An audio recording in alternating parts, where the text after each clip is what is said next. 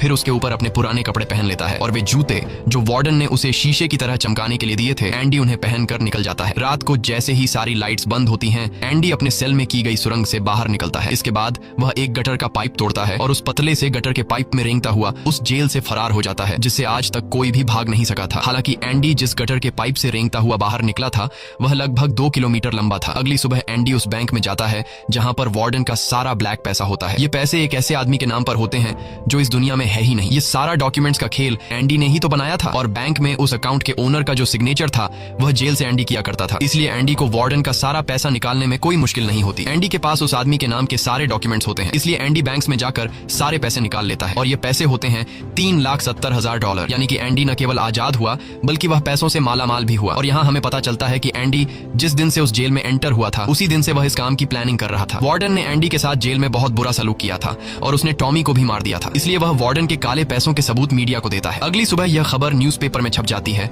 और जब वार्डन तिजोरी खोलकर देखता है तो उसमें उसके डॉक्यूमेंट्स नहीं बल्कि बाइबल होती है। बाइबल के पहले पेज पर एंडी ने लिखा होता है कि तुमने सही कहा था, मुक्ति इसी में है। और जब वार्डन पेज पलटता है तो वह देखता है कि वहां पर हथौड़ी का एक निशान होता है। दरअसल एंडी ने बाइबल के पेजेस को हथौड़ी की शेप में काटकर एक सांचा बनाया हुआ था जिसके अंदर वह अपनी हथौड़ी छिपाया करता था। और आज से 20 साल पहले जब वार्डन पहली बार एंडी की सेल में गया था और उसने एंडी की बाइबल उसके हाथ से लेकर वापस उसे लौटा दी थी, उस समय भी वह हथौड़ी उसी बाइबल के अंदर थी। यह देखकर वार्डन को एक बहुत बड़ा झटका लगता है। दूसरी तरफ वार्डन के काले पैसों की खबर पूरे शहर में फैल चुकी थी, इसलिए जेल के बाहर रिपोर्टर्स और पुलिस वार्डन को गिरफ्तार करने के लिए आ रही होती है। और इससे पहले कि पुलिस उसे गिरफ्तार करती, वार्डन अपने आप को गोली मार देता है। कुछ समय बीतने के बाद एंडी के दोस्त रेड की सजा भी माफ कर दी जाती है और उसे गवर्नमेंट की तरफ से एक नौकरी भी दिलाई जाती है। पर बाहर की दुनिया में रेड का दिल बिल्कुल नहीं लगता क्योंकि उसने अपनी जिंदगी के 40 साल जेल में गुजारे थे। रेड भी उसी कमरे में रहता है जहां पर ब्रुक्स रहा करता था और रेड भी अपनी जान देना चाहता है, पर तभी उसे याद आता है कि उसने एंडी से वादा किया था। इसके बाद वह उस जगह के लिए गाड़ी में रवाना हो जाता है और वह उस बड़े घास के मैदान में जाता है